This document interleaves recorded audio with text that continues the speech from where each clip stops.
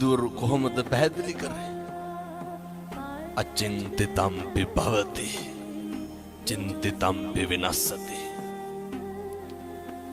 මේ ලෝකේ කවදාවත් හිතන දේ වෙන්නේ නැහැ. වෙන දේ හිතා ගන්නත් බෑ. එහෙම නෙමෙයි. අපි නඩත්තු කරන අපේ ළඟම තියෙන වස්තුව මොකක්ද? අපේ ඇඟ, අපේ ශරීරය නේ. මේ කෙස් ටික වෙනස් වෙන්නේ නැද්ද? මම මේ කියන්නේ බාහිරයේ පැත්තකින් තියලා අපිට ඕන විදිහට ඕක තියාගන්න පුළුවන්. කම්මංගලං කින්ති කරෝමි.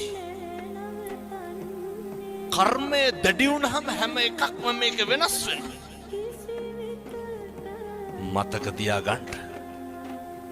දල්ල කඩි කාලා මිනිස්සු මැරෙනවා, නයි කාලා බේරෙනවා. එහෙමයි.